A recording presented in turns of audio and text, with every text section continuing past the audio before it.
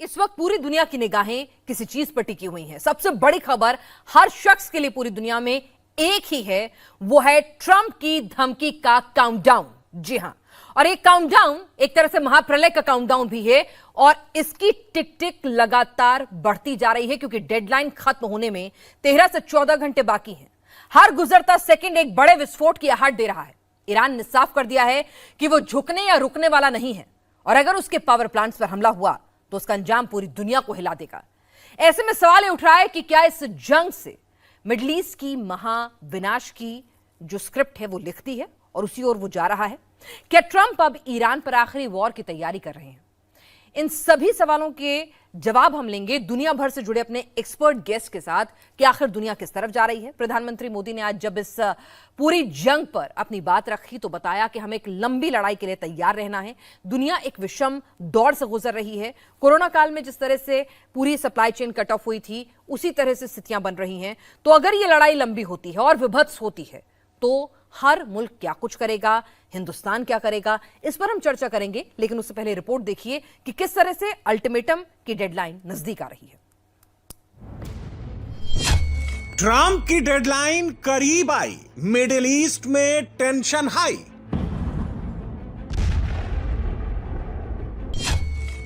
Iran नहीं झुकेगा, क्या अमेरिका पावर प्लांट तबाह करेगा?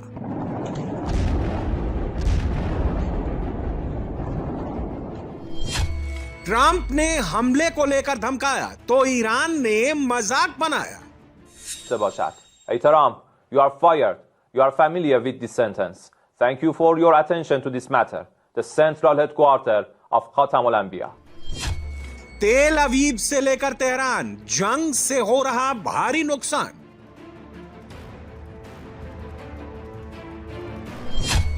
मिडिल ईस्ट में कयामत की रात, गोला बारूद की बरसात। मिडिल ईस्ट की जंग का टर्निंग पॉइंट आने वाला है। हर गुजरते पल के साथ एक बड़े हमले का खतरा बढ़ता जा रहा है क्योंकि ट्रंप का अल्टीमेटम खत्म होने में अब सिर्फ 15 घंटे का वक्त बाकी है। लेकिन ईरान में अभी से बारूदी प्रहार होने लगा है।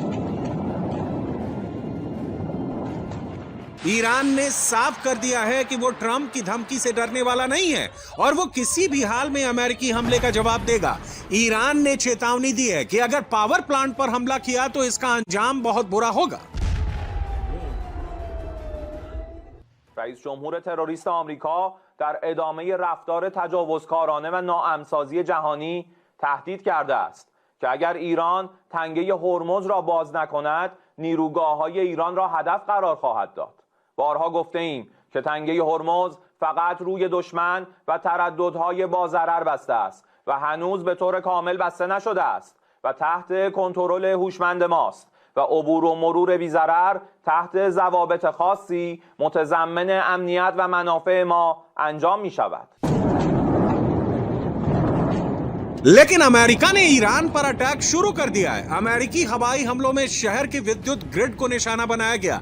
एक के बाद एक कई धमाके होने से तेहरान में बड़े पैमाने पर बिजली गुल हो गई।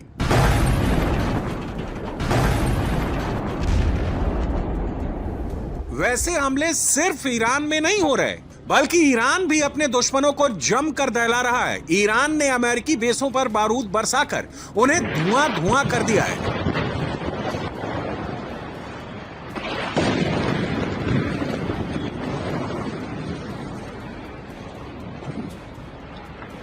ईरान की तरफ से एक वीडियो जारी किया गया है जिसमें IRGC घातक ड्रोन्स की एक सीरीज लॉन्च कर रहा है। ईरान इन ड्रोन्स के जरिए खाड़ी देशों में अमेरिकी ठिकानों को निशाना बना रहा है। दिमोना और अराद के बाद ईरान के निशाने पर अब तेल अवीव आ गया है। रविवार की रात ईरान ने तेल अवीव पर क्लस्टर बम से हमला कर दिया। इजरायल पर ईरान ने क्लस्टर बमों की बारिश कर दी है। क्लस्टर बम से लगातार हमले से इजरायल के तेल अवीव में भारी तबाही मच गई। ईरान ने बैलिस्टिक मिसाइलों से भी इजरायल के तेल अवीव, किरियात गाट और अश्केलोन पर हमला कर दिया है। बैलिस्टिक मिसाइलों से हमले के बाद वहां सायरन गूंजने लगे और दहशत के मारे लोगों की चीख पुकार मच गई।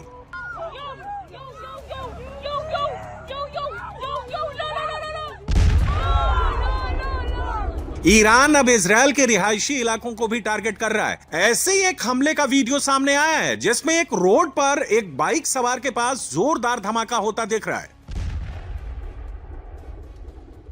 ईरानी मिसाइल हमले में सेंट्रल इजराइल में जबरदस्त तबाही मच गई है। हमला इतना जोरदार था कि वहां एक बड़ा सा गड्ढा बन गया है।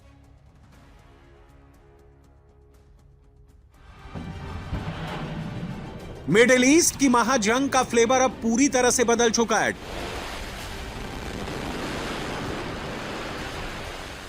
ट्रंप की ईरान को हॉर्मूज स्ट्रेट फ्री करने की डेडलाइन आज रात खत्म हो रही है, लेकिन ईरान ने यह साफ कर दिया है कि अगर उनके पावर प्लांट को निशाना बनाया गया तो वो ना सिर्फ हॉर्मूज को पूरी तरह से लॉक कर देंगे बल्कि अमेरिकी बेस को बिजली सप्लाई करने वाले प्लांट को भी तबाह कर देंगे।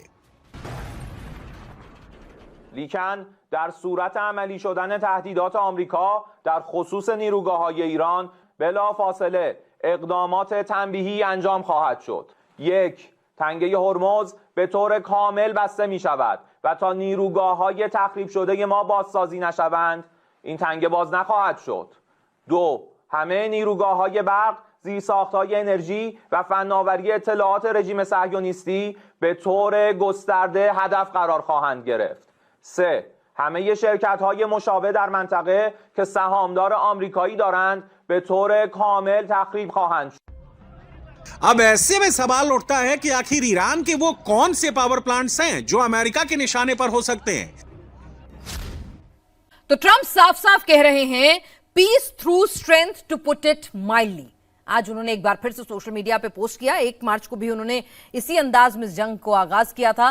तो वो कह रहे हैं कि पीस थ्रू स्ट्रेंथ, और आज क्या ट्रंप अपनी स्ट्रेंथ दिखाकर रहेंगे और इस जंग को खत्म करवा कर रहेंगे। हालांकि एक्सपर्ट्स कह रहे हैं कि यह जंग यहां थमती हुई ऐसा लगता नहीं, क्योंकि ईरान भी पलटवार की पूरी तैयारी कर चुका है। इस बीच भारत भी तैयारी कर रहा है। स्ट्रेट ऑफ हॉर्मूज से अब 2 और गैस के जो शिप्स हैं वो निकल रहे हैं, वहां से आ रहे हैं, और हम हर मुल्क से जहां जहां से भी एनर्जी हमें मिलती है वहां से हम एनर्जी प्रोक्योर कर रहे हैं इस संकट से निपटने के लिए। इस बाबत तमाम जानकारी आज देश के प्रधानमंत्री ने सदन पटल पर रखी है। लेकिन दुनिया इस संकट से निपटने के लिए क्या तैयारी करी है, पाकिस्तान में कैसी हलचल है, तमाम अपडेट के साथ हमारे साथ खास मेहमान इस वक्त जुड़ रहे हैं। कैप्टन पुनीत मल्होत्रा हैं, तेल गैस एनर्जी एक्सपर्ट। हमारे साथ प्रमीत मुकुंडे हैं, अध्यक्ष ग्लोबल सिटीजन फोरम के अमेरिका से लाइव जुड़ रहे हैं। बेनी बेनियमिन हैं, पूर्व आईडीएफ सैनिक, इजराइल से हमारे साथ जुड़ रहे हैं। और आरजू काजमी हैं, पाकिस्तान से वरिष्ठ पत्रकार, हमारे साथ जुड़ रही हैं। और सलाह शोएब चौधरी हैं, बांग्लादेशी पत्रकार, हमारे साथ इस वक्त जुड़ रहे हैं।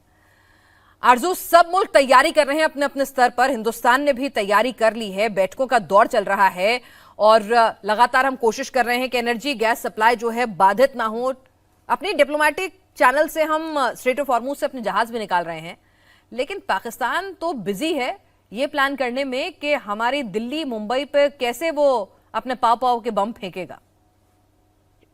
देखें, ये जो स्टेटमेंट है अब्दुल बासित साहब की, उस पर पाकिस्तान में भी काफ़ी ज़्यादा क्रिटिसाइज़ किया जा रहा है। लोग उनको गलत ठहरा रहे हैं और बिल्कुल उनको इस तरह की बात अपने एक टीवी शो में उन्होंने की है, वो उनको नहीं करनी चाहिए थी। और उस पर ना सिर्फ ये कि पाकिस्तान से कई जर्नलिस्ट, एक्टिविस्ट और कई दूसरे लोगों ने अच्छी खासी उनकी खिंचाई कर दी है, तो मेरा ख्याल है कि वो आइंदा थोड़ी एहतियात करेंगे। लेकिन तब भी जो इस तरह की बात उन्होंने की है, तो कहीं ना कहीं उनको हो सकता है कि गवर्नमेंट की तरफ से या कोई ऐसे लोग जो के पावर में होते हैं उनकी तरफ से कहा गया हो कि आप ऐसी बात कर दिएगा, क्योंकि कहीं ना कहीं अटेंशन तो डाइवर्ट करवानी है पब्लिक की।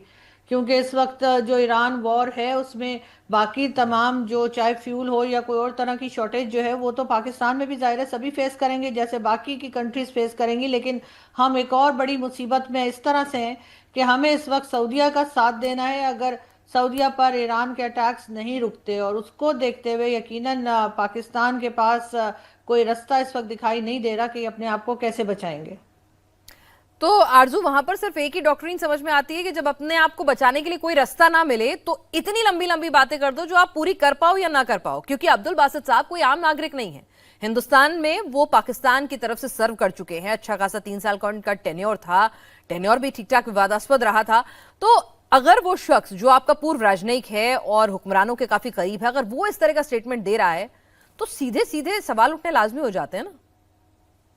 देखिए, जो जाहिर है कि वो हाई कमिश्नर रह चुके भारत में, तो उनका तो ये काम होना चाहिए कि जो टेंशन अगर है किसी कंट्री के साथ तो उसको कम किया जाए, क्योंकि जिस तरह की स्टेटमेंट वो दे रहे हैं, इस तरह की स्टेटमेंट ज़्यादातर या तो मिलिट्री की तरफ से आती है या गवर्नमेंट की तरफ से आती है, लेकिन वो भी जाहिर है कि एक तरह की अटेंशन ही डाइवर्ट कराने की कोशिश की जाती है। लेकिन इस बार पॉजिटिव ये रहा कि उनको काफ़ी ज़्यादा पाकिस्तान से उनको उनके ऊपर क्रिटिसिज्म हुई और उनको काफ़ी कुछ फेस करना पड़ रहा है। तो हो सकता है कि आइंदा वो थोड़ी एहतियात करें और इस तरह की बातें ना करें। दूसरी तरफ आप जानते ही हैं कि आप लोग के अफगानिस्तान के साथ सिर्फ ईद की वजह से अटैक्स रुके थे और अब दोबारा से लग रहा है कि फिर उसी तरफ चले जाएंगे जहां पर ईद से पहले थे। और ऐसे में अगर एक बॉर्डर और हम एक्टिव करने की कोशिश करते हैं या इस किस्म की जैसे मैं तो सीधा कहूंगी नॉनसेंस किस्म की स्टेटमेंट या बात अगर ऐसे लोगों की तरफ से आएगी जो कि कहीं ना कहीं मिलिट्री से भी जुड़े हैं और गवर्नमेंट से भी जुड़े हैं, तो यकीनन इस चीज़ को पाकिस्तान के लिए कोई खास अच्छी नज़र से नहीं देखा जा रहा। चलिए, तो पाकिस्तान में तो तैयारी किसी चीज की क्या होती है ये सारी दुनिया को पता है। आरजू, उस पर भी बात करेंगे कि 10,000 का अगर सिलेंडर पार हो रहा है, ब्लैक हो रहा है, लॉकडाउन जैसे हालात अगर पाकिस्तान में बनाने की कोशिश हो रही है बनस्पत इस एनर्जी संकट से निपटने के लिए डिप्लोमेटिकली और अपने रिश्तों का हवाला देकर, तो आवाम में जो नाराजगी है और उस नाराजगी के बीच ईद कैसी रही। लेकिन भारत में पुनीत जी, भारत में जिस तरह से तैयारियां पुरजोर हैं, कहीं ना कहीं हमने कोविड के वक्त में भी दिखाया था कि हम अपनी सप्लाई चेन और तमाम चीजें कम से कम बाधित होने देंगे। भाई, दुनिया में अगर आग लगी है, अगर दुनिया का सबसे बड़ा एनर्जी गेटवे अगर युद्ध की आग में झुलस रहा है, तो ऐसा नहीं है कि उसकी तपिश हमें महसूस नहीं होगी। लेकिन फिर भी हम अपने कूटनीतिक चैनल से पूरी तैयारी कर चुके हैं कि अपने एनर्जी रिसोर्सेज को और ज्यादा पुख्ता करें, प्रोक्योर करें। Yes, Pinal ji, thank you very much for inviting me on this show. And yes, क्या है कि अभी हमारे जहाज आ रहे हैं, merchant ships, oil gas load करके। बट एक चीज तो है कि स्ट्रेट ऑफ हॉर्मुज, मैं उस हॉर्मुज स्ट्रेट में बहुत बार ट्रैवल्स कर चुका हूँ। इनफैक्ट अगर आप थोड़ा पीछे जाते हैं, 1980 की बात करते हैं, 1980 टू 1987-88 अप्रोक्सीमेटली, जब ईरान इराक वॉर हो रहा था, तब भी हम लोगों को बहुत मुश्किलातें सामने आती थी to travels through this bottleneck of Straits of Hormuz, जहाँ पे क्या होता था, Iranian gunboats used to directly fire upon the merchant vessels। अभी क्या है कि अभी वो हालात और ज्यादा बदतर हो गए, जैसे मैं समझता हूँ इस बात को, क्योंकि अभी जैसे ईरान ने स्ट्रेट फॉरवर्ड वार्निंग्स दी है यूएस को and it's allied Nations, but हमारी जो कूटनीति है, डिप्लोमेटिक चैनल्स है, उसकी वजह से I must say hats off to our present government and Modi साहब, जैसे उन्होंने फैसिलिटेट करके 5-6 जहाज निकाले हैं, जिसमें क्या है कि not only the ship, the cargo which is at peril, but the mariners जो जहाज के होते हैं, वो उनकी जिंदगियां भी एक बहुत पेरिल में होती हैं। तो अभी तो आ रहा है, जैसे मैंने स्ट्रेट ऑफ हॉर्मुज जैसे आपको बताया बहुत बार किया है, अब उसको हम अपनी भाषा में बोलते हैं तेल की दरगाह, ऑन अ लाइटर नोट। वहां जाके हमने बहुत पोर्ट्स में लोड किया, चाहे वो खर्ग आइलैंड हो, असुल्लिया हो ईरान में, या फिर कतर में हो, या सऊदी अरेबिया में रास्ता नूरा हो, या दुबई में पोर्ट्स हो। तो ये जो लाइफ लाइन है, या हमारी ऑयल और नेचुरल एनर्जी गैस के फॉसिल फ्यूल आते हैं, इनको अगर रोक दिया जाएगा तो बहुत बड़ी दिक्कत हो जाएगी। क्योंकि जो मेरे को समझ में आता जियो पॉलिटिकल सिनारियो के हिसाब से, कि अगर ये एग्रेवेट हुआ, जैसे आपने बताया 15 घंटे में कुछ भी होने वाला है, और we all to anticipate that जी, तो अगर तो ईरान ने पूरी तरह इसको ब्लॉकेट कर दिया, वो दूसरा शायद जो मुझको नजर आता है अपने पर्सनल पहलू के हिसाब से, the gulf of Aden, the बाबल मंडप स्ट्रेट्स, जो लीड करता है आपको आपके रेड सी को, वहां पे एक साइड पे हुतीज हैं, दूसरी साइड पे आपके पायरेट्स हैं, सोमालियन पायरेट्स। उस एरिया से भी मैं बहुत निकल चुका हूं। अगर ईरान ने to retaliate in return to America's action gulf of Hormuz से, तो हमको पता है कि कितने जहाज आ रहे हैं, कितने नहीं। और अगर वहां पे भी ब्लॉकेट डाल दिया, क्योंकि आपके राइट साइड में हुतीज हैं, और वो जो बाबल मंडप स्ट्रेट है, वहां से मैं बहुत बार निकल चुका हूं, वो भी एक बॉटलनेक है which leads Gulf of Aden towards the Red Sea। अगर वहां पे भी रोक दिया तो आपका सुएज का सारा ट्रैफिक खत्म हो जाएगा। सुएज से जहाज निकलेंगे तो सही, लेकिन यहाँ से एंट्री नहीं कर पाएंगे। ओके ऊपर से अगर वो जहाजों को नुकसान पहुंचाएंगे तो ये मालवाहक जहाज, मर्चेंट वेसल्स, इनको बहुत बहुत दिक्कत होगी और ये जान माल का बहुत बड़ा खतरा बन जाएगा। ठीक है, तो आप कह रहे हैं कि स्ट्रेट ऑफ हॉर्मुज तो एक चिंता का सबब है ही, वो जब खुलेगा खुलेगा। अगर दूसरे फ्रंट को भी ब्लॉकेड लगा दिया ईरान ने, अगर अमेरिका ने हमले तेज किए, तो हालात और ज्यादा बदतर हो जाएंगे, क्राइसिस और ज्यादा विकट हो जाएगा। एक लाइफलाइन है टू ट्रेडिंग रूट्स। ठीक है, ऑल्टरनेटिव लाइन जो है वो भी ब्लॉक हो जाएगी। हुती वहां उनके समर्थन में सिंपैथाइजर है ईरान का। जी, अगर आप देखें मैप के हिसाब से तो आपके राइट साइड पे हुती है, लेफ्ट साइड पे सोमालियन पायरेट्स। जी, मैं उस एरिया से भी बहुत बार निकल चुका हूं जहाँ आप कहते हैं ये जो सोमालियन पायरेट्स, इनको बजूका दी जाती थी, they should directly fire upon the merchant vessels. ठीक है, हम किसी तरह डॉज करके, मनूवर करके निकल जाते थे। लेकिन अगर एक साइड से हुती, दूसरी साइड से आपके सोमालियन पायरेट्स काउंटर अटैक करते तो जो बाब अल मंडब स्ट्रेट्स है जो आपके गल्फ ऑफ एडन से रेड सी को निकलती है, वो एकदम ब्लॉक हो जाएगी। ठीक है, मेरा ये मानना है, अपना पर्सनल ओपिनियन, कि शायद ये नेक्स्ट रिटेलिएटरी एक्शन ईरान ले सकता है। ठीक है, तो अगला रिटेलिएशन एक्शन ये भी हो सकता है ईरान का, इससे भी गुरेज नहीं किया जा सकता है। अमेरिका से प्रमीत माकोटी साहब भी हमारे साथ उस वक्त जुड़े हुए हैं। प्रमीत जी, अमेरिका में किस तरह की हलचल है? ट्रंप तो सीधे सीधे कह रहे हैं कि अल्टीमेटम के घंटे बीतते जा रहे हैं, वो अब आर पार की लड़ाई के मूड में हैं, ईरान के सारे एनर्जी इंस्टॉलेशन तबाह कर देंगे। Thank you Pinak ji for having me on this show. Definitely इसका इम्पैक्ट अमेरिका में भी पड़ ही रहा है। The oil prices are on rise. यहाँ पर जो पहले आज 3 हफ्ते पहले $2.50 में जो ऑयल प्राइसेस या गैस प्राइसेस जिसको कहते हैं यहाँ पर थी, वो अब ऑलमोस्ट $3.95 के आसपास हो गई है। महंगाई, diesel has cross $5। So America पर भी प्रेशर है and America doesn't want to show by any sense कि वो किसी प्रकार से वीक है, और है भी नहीं। America is the most advanced military power in the world. जब अमेरिका $1.1 ट्रिलियन अपने डिफेंस पे खर्च करता है, तो अपने अलाइज को और सबको एक संदेश देना चाहता है कि ईरान के आगे किसी प्रकार से झुकेंगे नहीं। 3 हफ्ते हो गए हैं, ये काफी लंबा समय है एक तरह से युद्ध के मामले में, और अगर उस तरह से देखा जाए तो लंबा समय नहीं भी है, because Iran, we understand that Iran is not Hamas और हिजबुल्लाह और गाजा। ईरान एक बहुत बड़ा देश है, उसके पास ऑयल से काफी पैसा एकत्रित हुआ है, उसने उसको डिफेंस में काफी खर्चा किया है, तो एक लंबी लड़ाई भी लड़ी जाएगी, इसके लिए पूरी अमेरिका तैयार है। बट एलाइज पे जो प्रेशर है, सडनली जो इन्होंने एस्केलेट कर दिया है ईरान की तरफ से, हमारे एलाइज और गल्फ की जो बाकी कंट्रीज है वो काफी अमेरिका के एलाइज हैं, अमेरिका के काफी बेसिस हैं। तो अब president Trump is also losing little bit of patience and he wants to kind of, जिसको कहते हैं ना आप, we want to escalate to de-escalate, we want to hit hard to get Iran blink। वैसे Iran काफी कमजोर हो गया है, पिछले 3 हफ्ते में ईरान ने काफी भारी कीमत चुकाई है, और ये कहना कि अमेरिका हार रहा है और ईरान जीत रहा है, ये बिल्कुल ही बेबुनियाद बात है।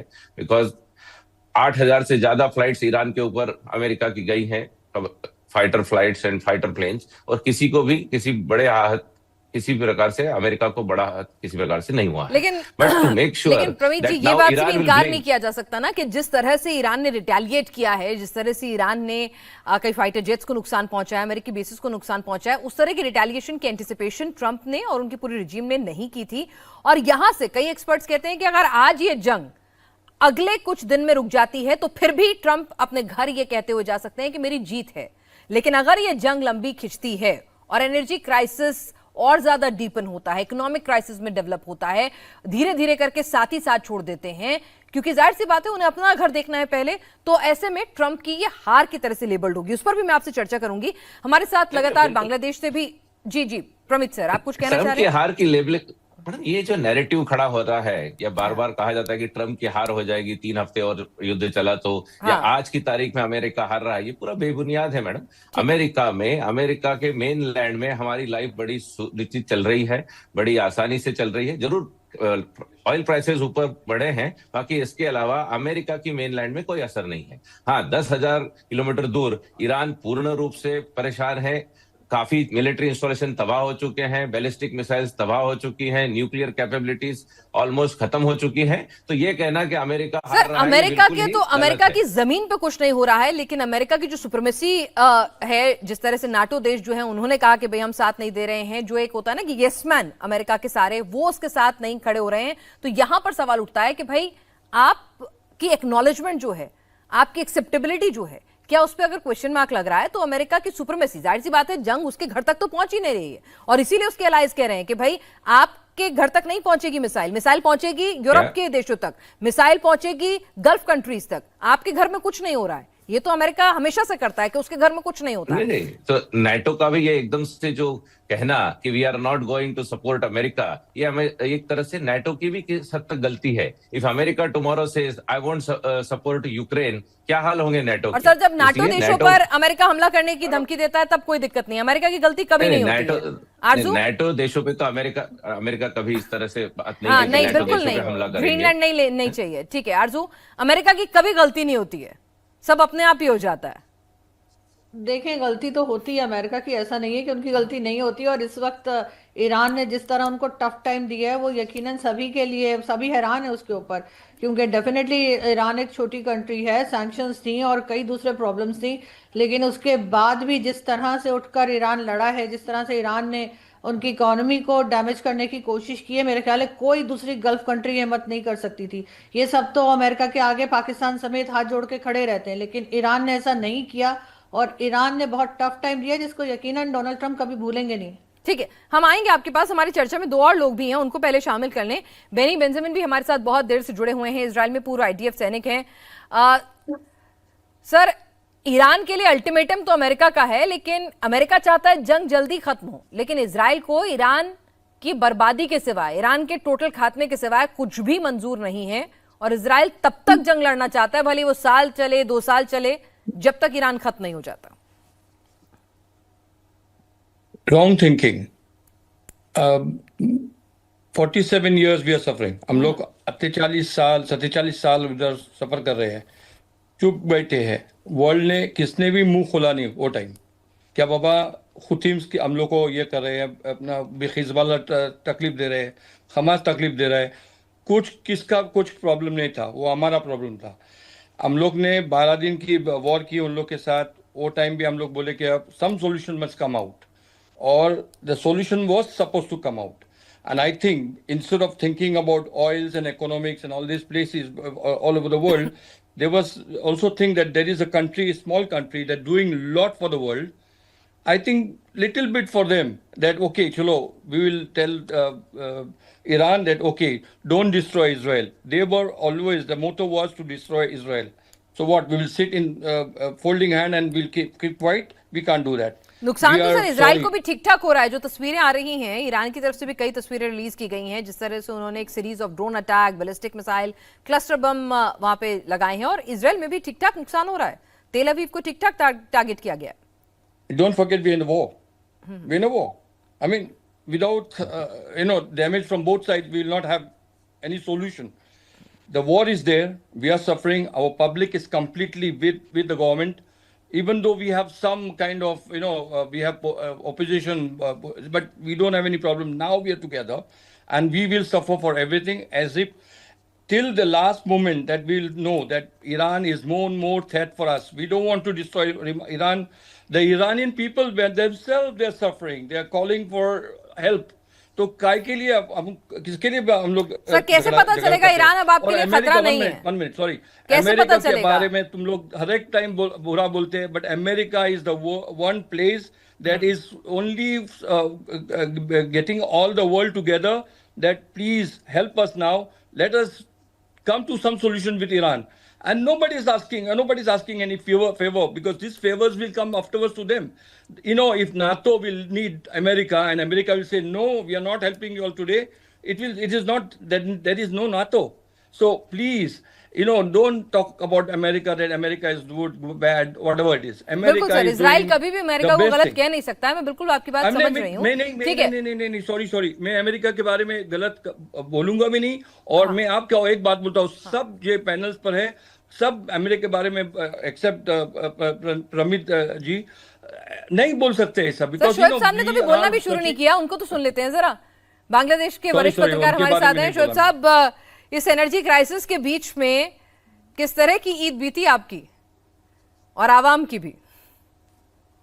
धन्यवाद पीनाथ जी, आपसे ज्यादा एक वक्त लूंगा मैं जरा 2-3 मिनट की। देखिए, ये जो जंग चल रहा है ये कौन कर रहा है? अमेरिका, जो डूबा है रीन में, डेप्थ में। और अमेरिका गलती क्या है? वियतनाम में क्या है, अफगानिस्तान में क्या है, इराक में क्या है, हमारे बांग्लादेश में क्या है 71 में। अमेरिका, जो ट्रम्प हो या जो भी हो, अमेरिका का जो भी प्रेसिडेंट होता है वो असल से अमेरिका की जो मिलिट्री इंडस्ट्रियल कॉम्प्लेक्स होता है उसके पर्पस सर्व कर रहा है। जंग लगाने से हथियार बेचने की बाजार तैयार होता है। मगर अभी जो जंग चल रहा है ईरान के साथ, ईरान एक टेररिस्ट कंट्री है, 100% टेररिस्ट नेशन। दूसरी तरफ इजराइल है, ये मिडिल ईस्ट की एकमात्र डेमोक्रेटिक नेशन। और इजराइल के ऊपर हॉस्टिलिटी चला रहा था ईरान सालों तक, through Hamas, through Hezbollah and many other proxies. अभी क्या हो गया पीनाथ जी? देखिए, ये मिडिल ईस्ट में ये जो जंग चल रहा है ये ईरान वर्सेस इजराइल जंग नहीं है, ये सुन्नी वर्सेस शिया की जंग शुरू होगी। क्योंकि ईरान सऊदी अरबिया को अटैक कर रहा है, कतार को अटैक कर रहा है, सुन्नी राष्ट्र को अटैक कर रहा है।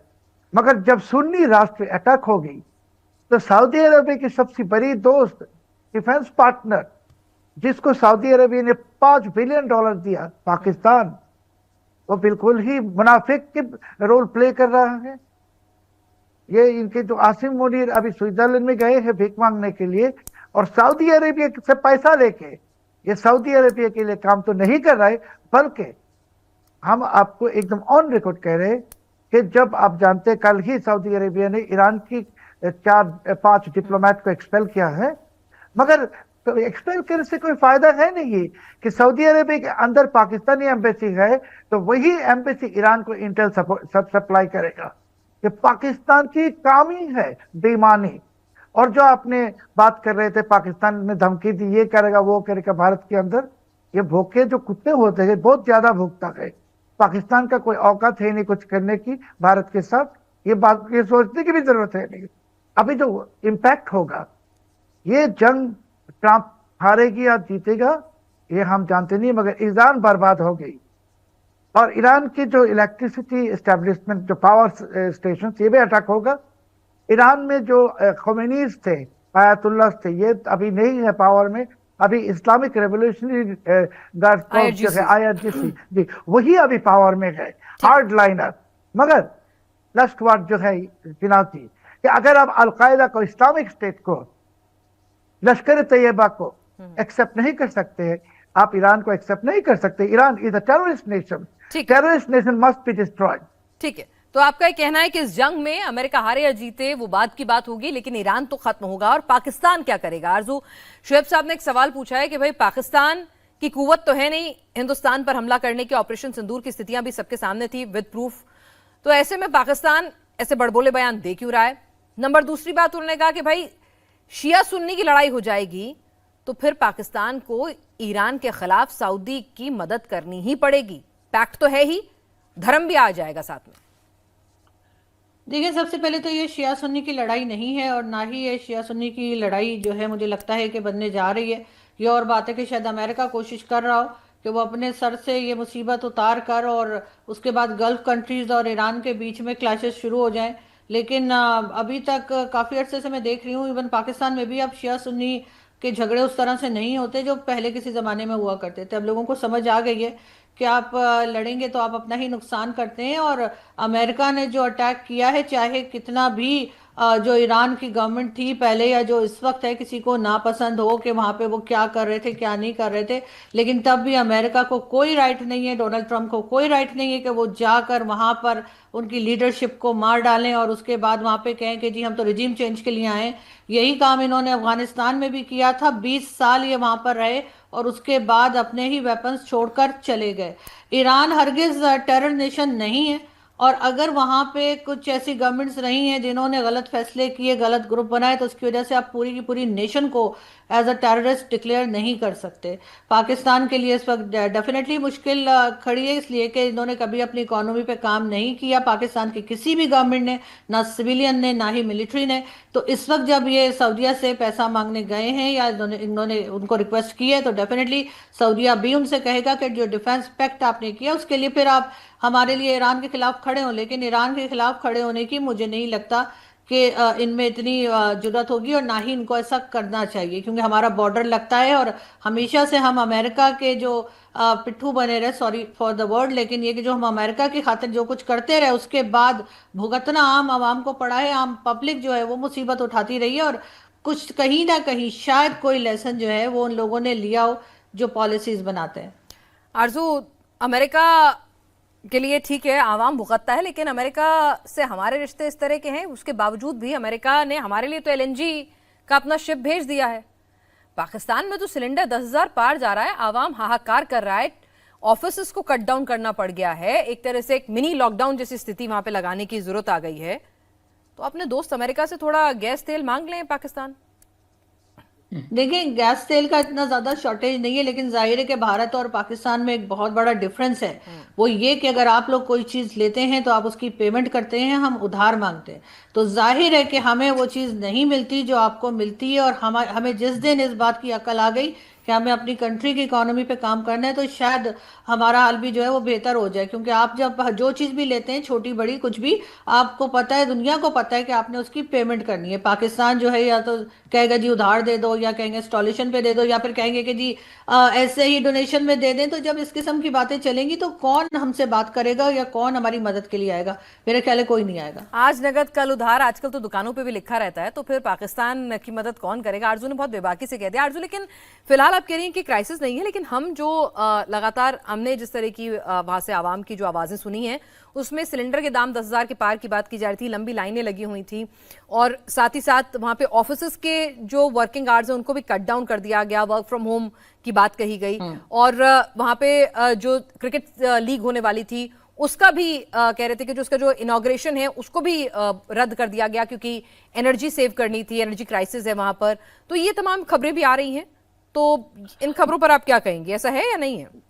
देखिए, ऐसा उस हद तक नहीं है जितना कि मीडिया में है या सोशल मीडिया पर है। जरूर शॉर्टेज है, और अभी कितने दिन और रहेगी, क्या बढ़ जाएगी, वो शायद उसका खतरा है। तो शायद इस वजह से गवर्नमेंट थोड़ा सा संभल के चल रही है। लेकिन जो बड़े सिटीज हैं, इस्लामाबाद, कराची, लाहौर, या इस तरह के, तो यहाँ पर तो हमें सिलेंडर यूज नहीं करते, यहाँ तो पाइप के जरिए जो है वो गैस आती है। तो इस वजह से यहाँ के लोगों को मालूम नहीं हो रहा, लेकिन हो सकता है कि छोटे इलाकों में जो है वो इस वक्त शॉर्टेज हो सिलेंडर्स की। ठीक है, प्रमीत जी कुछ कहना चाह रहे हैं, उसके बाद मैं पुनीत जी के पास आऊंगी। जी I really like the honesty of Arzoo ji, इतने बेबाकी से वो बात कर रहे हैं, बट उन्होंने कहा कि एक पाकिस्तान अब अमेरिका का पिट्ठू बना हुआ है।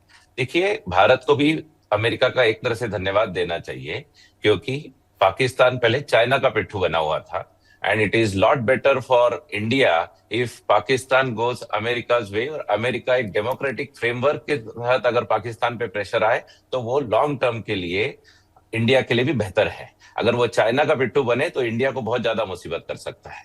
और दूसरा, मैं कहना चाहूंगा सबको कि पूरी दुनिया को भी एक तरह से मैडम धन्यवाद देना चाहिए अमेरिका का, in the long term interest, in the long term interest, क्योंकि Islamic jihadi extremist threat is the biggest threat to India and to the entire world. वो थ्रेट पाकिस्तान में नजर नहीं आती।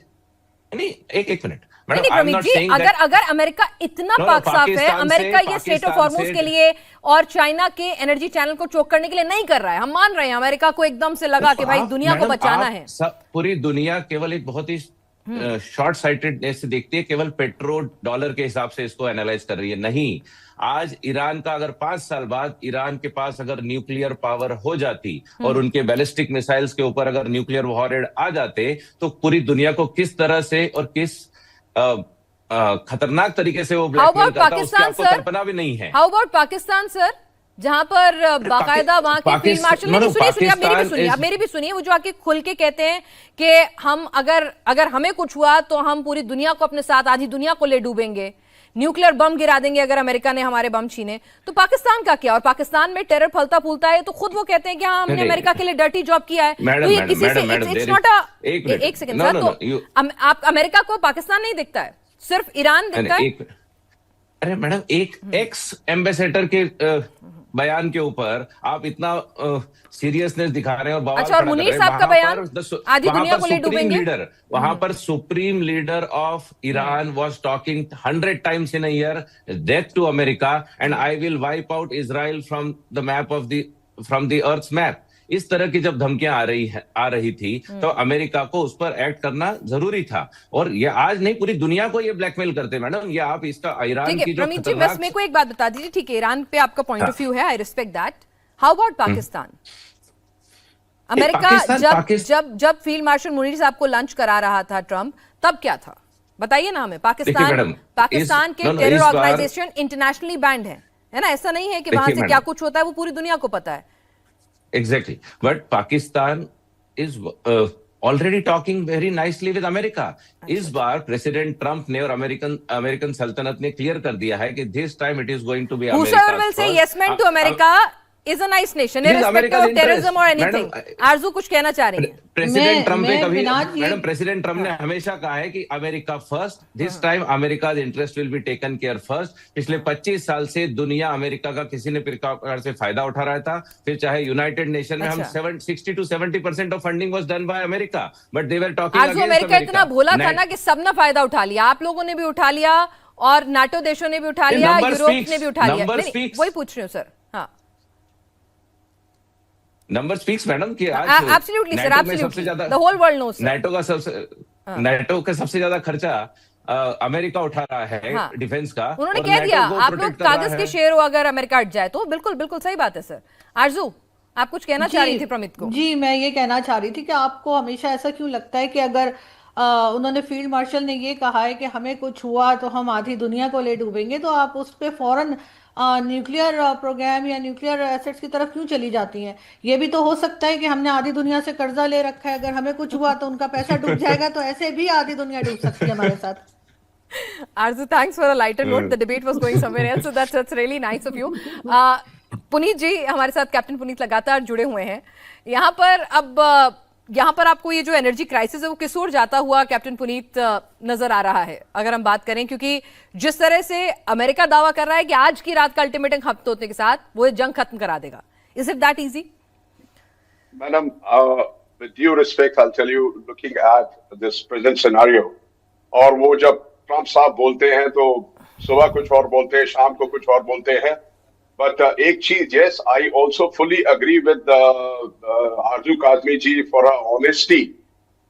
Now let's talk about it कि अभी कुछ दिन पहले, 2 दिन पहले perhaps, जो डियागो गार्सिया पे अटैक हुआ था, उसका किसी ने एंटीसिपेट नहीं किया था। Now, looking at the Iranian culture, because I've sailed with their ships, Irano-Hind vessels, and I've sailed with the Iranian crew, which are at it, plus I've been to the Iranian ports also for loading, oil, etc. जो उनका जो attitude है कि it's something similar to कि हम किसी को छेड़ते नहीं, छेड़ोगे तो छोड़ेंगे नहीं।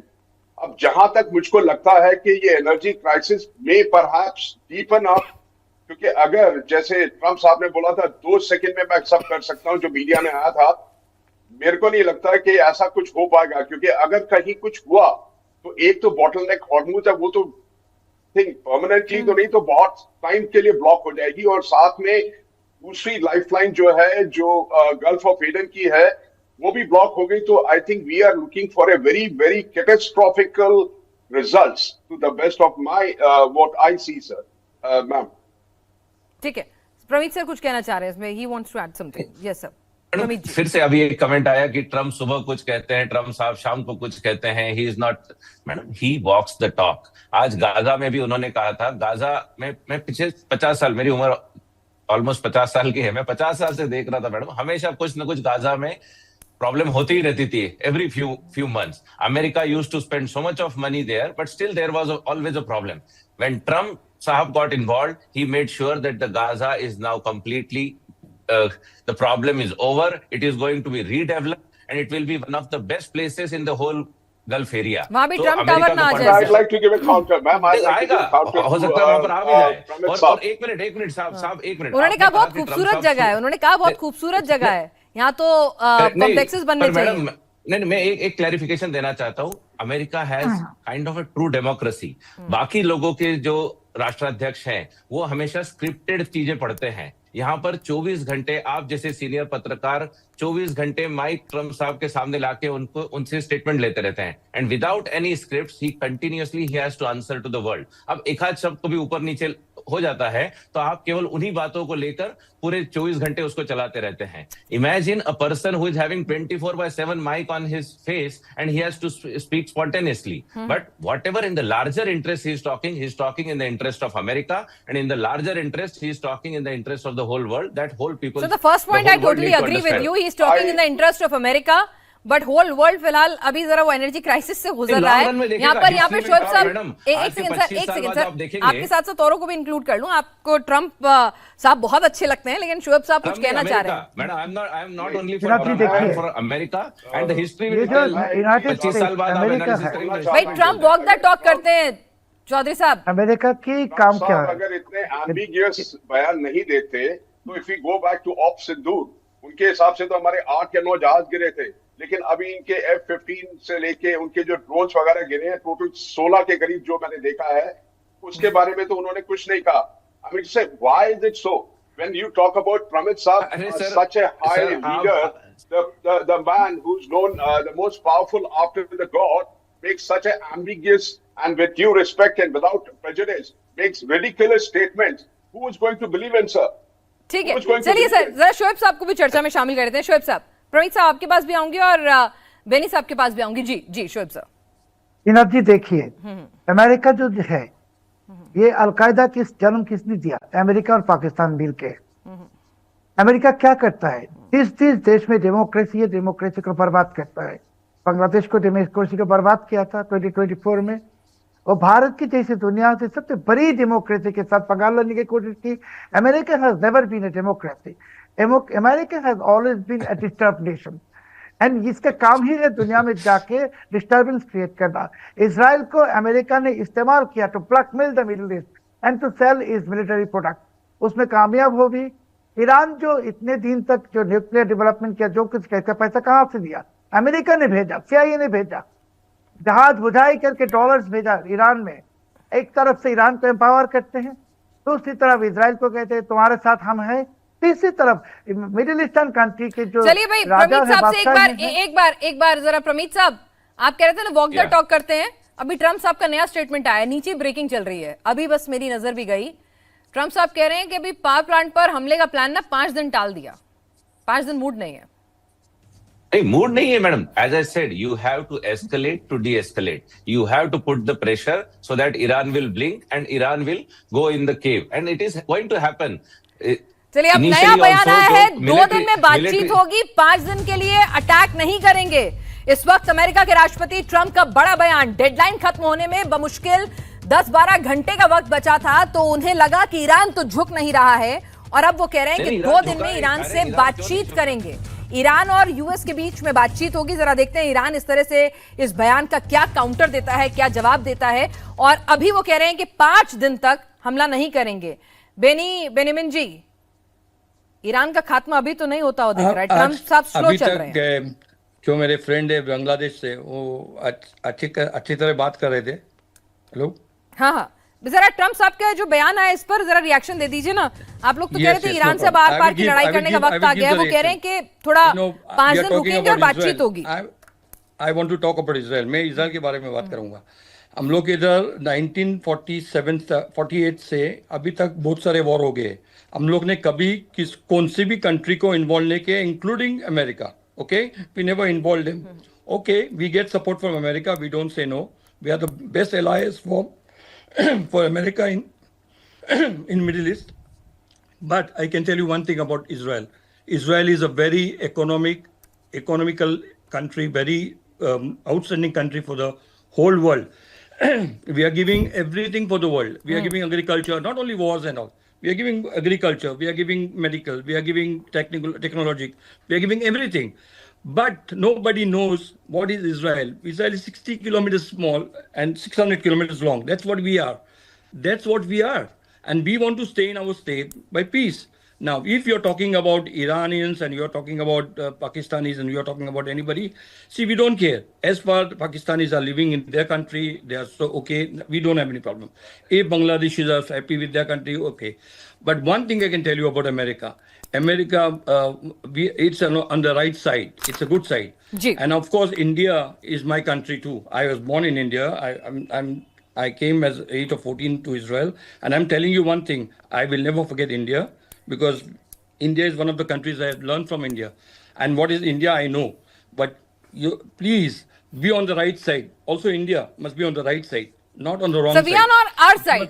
हम जैसे अमेरिका कहते हैं ना, अमेरिका फर्स्ट, हम कहते हैं India first. We are on our side. I agree. ठीक है ना. हमें I say अपने India तेल के first. जहाज भी ईरान से और स्ट्रेट ऑफ हॉर्मुज से निकलवाने हैं, और हमें इजराइल से भी अपनी दोस्ती रखनी है. हम अपनी साइड है सर, हम अपना पहले फायदा देखेंगे. लेकिन आरजू, मोदी जी लगता नहीं कि पाकिस्तान अपना फायदा देख रहा है अभी, या फिर फायदा देखने की स्थिति में नहीं है, उतना उधार ले चुका है.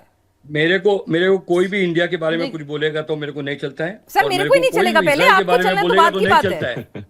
पार्डन, मैं कह रही, मेरे को ही नहीं चलेगा. पहले आपको तो चलना बात की बात है. आई एम श्योर प्रमीत साहब को भी नहीं चलेगा. बुरा नहीं चलेगा, और इंडिया के बारे में बोलेगा तो नहीं चलेगा. But with all that we must forget the oil, we must forget everything. We must bring.